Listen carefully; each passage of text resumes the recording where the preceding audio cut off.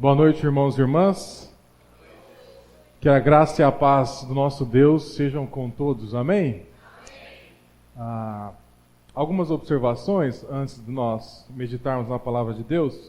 O pastor Leonardo está em São Paulo, no Congresso de Pastores, desde o dia 4. Então até amanhã de manhã eles estão sendo liberados em Poços de Caldas, Minas Gerais. Esses 4 dias de refrigério, de restauração, de bênção, porque pastores sendo ministrados, isso é muito importante.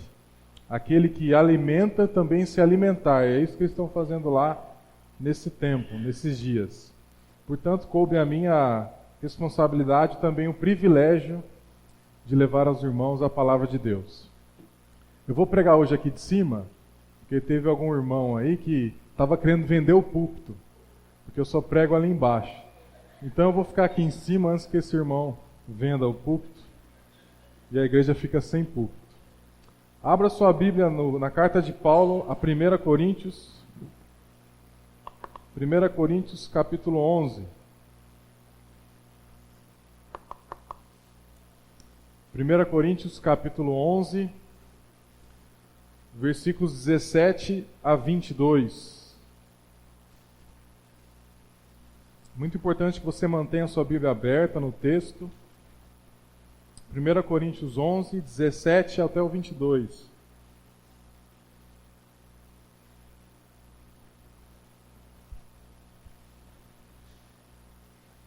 E a palavra de Deus nos diz: Nisto, porém, que vos prescrevo, não vos louvo, porquanto vos ajuntais não para melhor, e sim para pior. Porque antes de tudo, estou informado a haver divisões entre vós, quando vos reunis na igreja, e eu, em parte, o creio. Porque até mesmo importa que haja partidos entre vós, para que também os aprovados se tornem conhecidos em vosso meio. Quando, pois, vos reunis no mesmo lugar, não é a ceia do Senhor que comeis, porque ao comerdes, cada um toma antecipadamente a sua própria ceia. E há quem tenha fome, ao passo que há também quem se embriague. Não tendes porventura casas onde comer e beber? Ou menosprezais a igreja de Deus, e envergonhais os que nada têm? Que vos direi? Louvar-vos-ei? Nisto certamente não vos louvo. Irmãos e irmãs, será possível uma santa ceia se tornar inválida? Você acha que é possível celebrar um sacramento, e é isso que nós vamos fazer daqui a alguns instantes, e esse sacramento trazer divisão ao invés de unidade? Será que é possível um momento tão gostoso, prazeroso, na presença de Deus e dos irmãos, se tornar um momento de tratarmos com diferenças, com aspereza? O que o texto diz, e você acompanhou aqui, é que alguns passavam fome e outros se embriagavam. Mas o que Paulo está querendo tratar com essa igreja tão cheia de dificuldades, vamos dizer assim? O fato é que, para você e eu entendermos a igreja de Corinto, nós temos que entender a cidade de Corinto.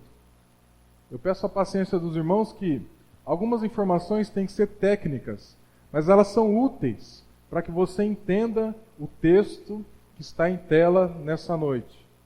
Esse texto foi escrito há mais de 2000 anos atrás. Então é necessário que eu e você façamos um exercício de voltar ao texto, de imergir dentro do texto. Um texto escrito há tanto tempo pode dar margem para interpretações variadas e errôneas também. Portanto, eu quero que você imagine o texto. Eu pedi para o nosso assessorista de produção colocar uma imagem da cidade de Corinto. Não deu certo? Obrigado. Irmãos, a cidade de Corinto era uma cidade portuária, com porto. Você imagina a cidade de Santos, recebendo navios. Você imagina a relevância comercial para essa cidade. Era uma cidade estratégica na sua localização. Era uma cidade que tinha um dos centros bancários da Grécia. Era uma cidade que recebia muita gente, mas que também muita gente saía dessa cidade. Ou seja, Corinto era uma cidade importante, era uma cidade grande do Império Romano, e viviam ali todo tipo de pessoas, imigrantes, artesãos, tinha os vendedores ambulantes. Era uma cidade que despertava no aspecto político, porque era uma sede administrativa do Império Romano. Ou seja, era uma cidade extremamente importante, extremamente importante. Mas como toda cidade grande, ela tem uma minoria rica e uma maioria pobre. Talvez você conheça algum país que é formado dessa maneira. Talvez alguma cidade. Era uma cidade que tinha muitas polarizações. De um lado, você tinha os doqueiros, que carregavam no porto as mercadorias pesadas. Você tinha escravos, você tinha imigrantes, camponeses. E de outro lado, você tinha industriais, grandes comerciantes, militares, banqueiros. Essa era a cidade de Corinto. Mas, pastor, por que você faz toda essa contextualização? Para você entender que a igreja de Corinto era feita com essas pessoas, dessa sociedade. Uma sociedade extremamente excludente. A riqueza estava nas mãos da minoria, da pequena minoria. Mas o que Paulo quer dizer quando ele afirma: nisto não vos louvo, antes, ele diz, vos prescrevo. Irmãos e irmãs, a cidade, e agora a igreja, era uma igreja de mais ou menos 4 anos, a igreja de Corinto. Era muito comum ter reuniões nas casas, assim como nós fazemos aqui, através das células, dos grupos pequenos. Mas o que acontecia no momento da ceia, da Santa Ceia do Senhor? Era muito comum, na cidade de Corinto, ter celebrações regadas a bebidas e também a muita comida, muita comida. E essas celebrações eram feitas para outros deuses, vários deuses naquela cidade. O que acontecia no contexto dessa igreja é que, ao começar a ceia, e a ceia você tem que aumentar um pouco a quantidade aqui, era uma refeição, era um banquete. Quem chegava primeiro na casa dos irmãos eram os ricos. E o texto fala sobre fortes e fracos, representados por ricos e pobres. Os pobres chegavam atrasados na ceia. Quando eles chegavam para ceiar, o que acontecia? Não tinha mais nada, ou pouquíssima coisa. Os ricos, os fortes, já haviam consumido tudo, toda a refeição. E os pobres chegavam atrasados. Sobrava o resto para eles. Assim como na sociedade que eles viviam, sobrava também o resto para eles. Irmãos e irmãs, quais são as marcas, as lições que esse sacramento, a Santa Ceia do Senhor, devem trazer na minha e na sua vida? Quais são as marcas? E a primeira delas, eu gostaria de destacar 2 aspectos. A primeira é da mesa. Quando Jesus Cristo se assenta ali com seus discípulos, ele torna todos ali iguais. É muito importante que você tenha o seu diploma, o seu estudo. Mas deixa eu te dizer, diante da mesa não há advogado, pastor, médico, engenheiro, há filhos e filhas de Deus. Todos são iguais perante o Senhor. Não há diferença. Não há quem seja mais próximo, mais longe.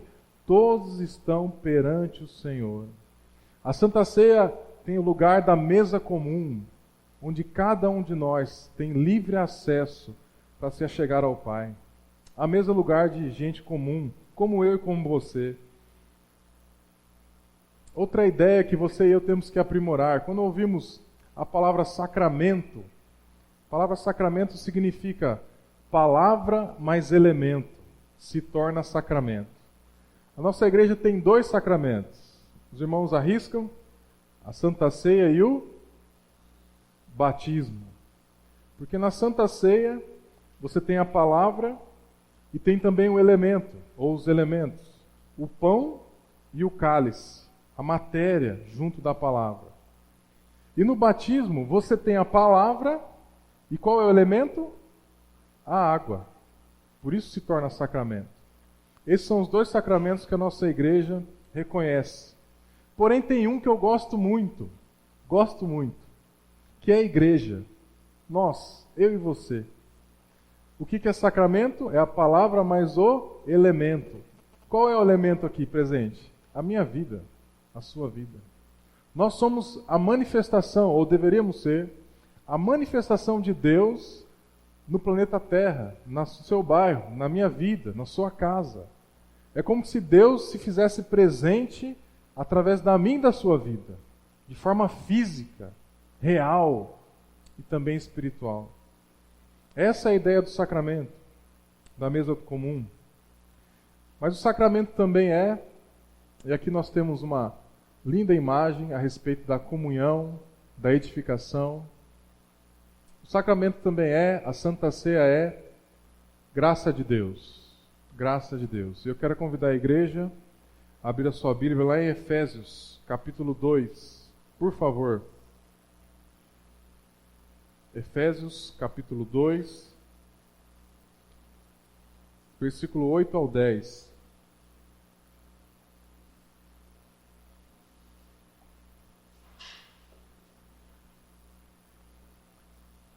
Efésios, capítulo 2, versículo 8 ao 10. Vamos ver os elementos que a Bíblia nos traz a respeito da Santa Ceia, como graça, como favor de Deus. Efésios 2, do 8 ao 10. A palavra de Deus nos diz: porque pela graça sois salvos, mediante a fé, e isto não vem de vós, é dom de Deus, não de obras, para que ninguém se glorie, pois somos feitura dele, criados em Cristo Jesus para boas obras, as quais Deus de antemão preparou para que andássemos nelas.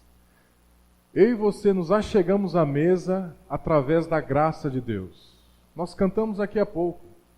Não há ninguém aqui que mereça estar diante da presença real e espiritual de Deus, senão pela graça a quem nos é derramada através de Jesus Cristo.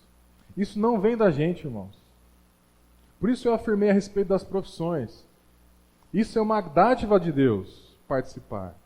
Não há na minha vida, ou na sua, uma maneira de conquistar, de alcançar. Isso é dom de Deus. Amém? Nós vivemos um tempo tão difícil de ganhar alguma coisa de graça. É verdade? Você consegue ganhar alguma coisa de graça nesses dias? Tem alguma coisa de graça? Você lembra? Qual foi a última coisa que você ganhou de graça neste mundo? Você lembra disso?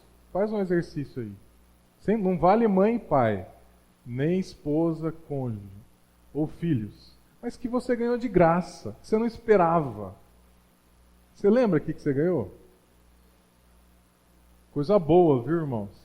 Coisa boa. Dizem que a única coisa de graça neste mundo é o queijo da ratoeira.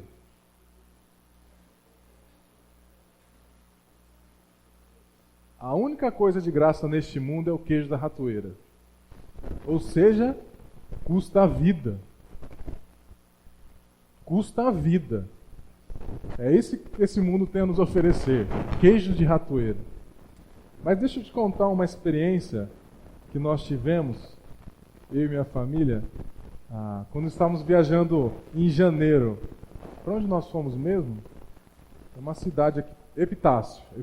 Viajamos para Epitácio. E estávamos lá no hotel, nadando na piscina, cada um com um no colo, para não afogar as crianças. E eis que de repente aparece uma porção de peixe frito. Tem a porção aí, Zé?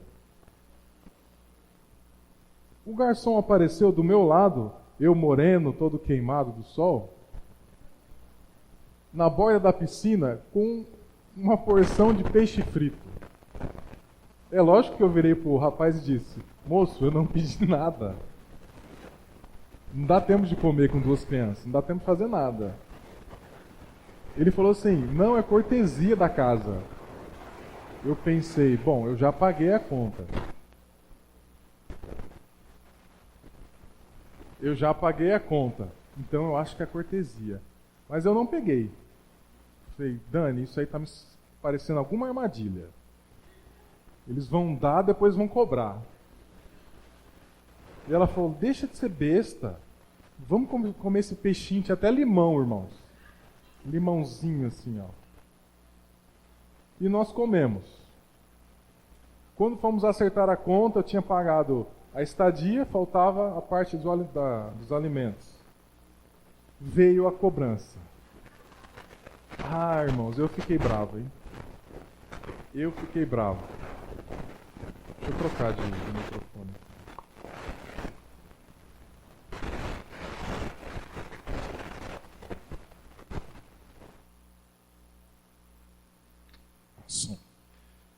Eu fiquei muito bravo. Falei: não, moço, não vou pagar, moço. Pelo amor de Deus, não quero. Eu não queria.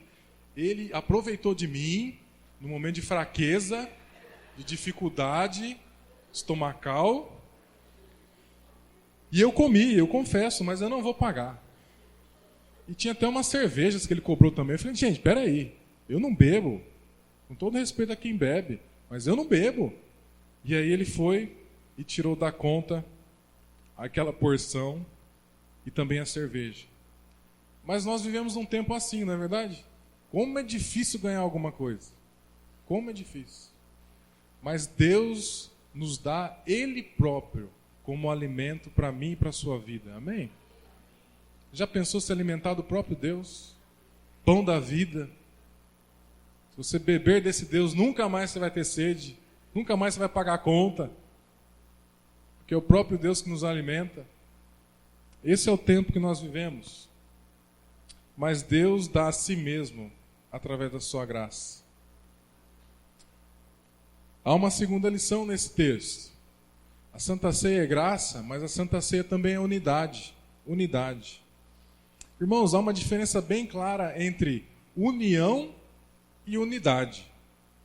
União é uma coisa, unidade é outra coisa. União, eu vou pedir a ajuda do nosso produtor.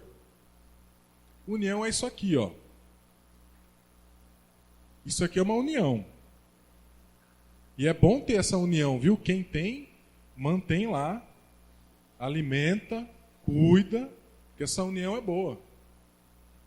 Agora, deixa eu perguntar uma coisa para vocês. Tem algum objetivo em comum aqui? Além da sobrevivência? Há alguma meta? Há algum destino certo? A não ser um pé de mangueira para ficar na sombra? Isso é união. Agora, deixa eu te mostrar aqui que é unidade. Unidade. Isso é unidade. Por quê? Porque esse mosaico, cada peça desse mosaico é diferente da outra. E cada peça desse mosaico aqui, se você tirar dele, sozinha, ela não tem efeito nenhum nessa imagem. Todos os mosaicos, as pequenas partículas, são diferentes. Todos. Mas só tem significado juntos. Há um só batismo, um só Espírito, um só Senhor e um só corpo. Nós somos o corpo de Cristo. Amém? Você é diferente de quem está do seu lado. Você pensa diferente. Você diverge em opiniões, em ideias, em posturas. Porém, irmãos e irmãs, o meu e o seu lugar é aqui, na casa de Deus, no corpo de Cristo. Porque só assim vamos resplandecer a imagem do nosso Deus. Juntos, pardos, negros, brancos, cabelo ruim, cabelo bom, todos nós juntos seremos um só em Cristo Jesus. O fato é que às vezes, e aí eu quero dar uma palavra pastoral a respeito disso, às vezes nós deixamos as nossas divergências estar acima daquilo que nos une, que é o sangue remidor de Jesus Cristo. Que às vezes as questões pessoais, eu já disse isso aqui, estão acima da causa de Cristo. Da causa de Cristo. Há divergências? Há, porém, Cristo nos torna um através do seu sacrifício. Você crê nisso? Nós somos um em Cristo Jesus. E fica a pergunta para mim e para a sua vida: nós vivemos uma união ou uma unidade? Queremos uma união, estarmos simplesmente juntos, ou queremos uma unidade? Juntos alcançar a soberana vocação em Cristo Jesus. A Santa Ceia é graça e também é unidade. E a ceia do Senhor também é solidariedade. Irmãos e irmãs, nós só estamos aqui nessa noite porque Cristo olhou para a nossa fraqueza. A igreja de Corinto, isso não aconteceu. Os irmãos mais fortes olharam para os mais fracos e os trataram da pior maneira, excluindo-os da Santa Ceia, do sacramento do Senhor. Mas Cristo faz justamente ao contrário. Ele olha para a nossa fraqueza, para a nossa pequenez, e nos conquista e nos torna súditos dos seus palácios, da sua casa, dos seus cuidados, do seu amor. Cristo é quem nos resgata da nossa pobreza, das nossas mazelas. Por isso, é também um chamamento a sermos solidários nos dias de hoje. Dias de tanta intolerância, de tanta impaciência. Há uma imagem e há também um exemplo dessa mulher que vocês conhecem, Madre Teresa de Calcutá. O fato é que ela deixou a sua vida ser consumida pelo Evangelho. Aí você me pergunta, mas pastor, então eu tenho que largar minha profissão, largar meus filhos? Eu digo não. Eu e você temos que gastar a nossa vida aonde estivermos. Sobretudo nos nossos lares, no nosso trabalho, no nosso dia a dia. É necessário que a igreja também esteja invadindo a sociedade, através da vida de cada um de nós, como luzeiros que levam não a nossa luz, mas a luz de Cristo Jesus, àqueles que estão do nosso lado. O fato, irmãos e irmãs, é que temos que gastar a nossa vida como velas nas mãos do nosso Deus, que nos consome e também nos aprimora. A ceia do Senhor é um lugar de reencontros. Reencontros. Eu gostaria de concluir essa mensagem com isso. A ceia do Senhor é um lugar de perdão, de restauração, de recomeço. Com Deus ou com o próximo. Irmãos e irmãs, é necessário que eu e você tenhamos coragem de recomeçar sempre, sempre e sempre. Deus conosco não é assim? Não tivemos aqui um tempo de confissão de pecados, e o que nós fizemos? Nós recomeçamos com Deus. Nós dizemos, Senhor, aconteceu isso, isso e isso, mas a partir daqui eu quero uma nova vida em Cristo Jesus. Eu gostaria de orar por você e por mim, para que a graça, a unidade e a solidariedade sejam presentes na minha e na sua vida. Amém? Vamos orar.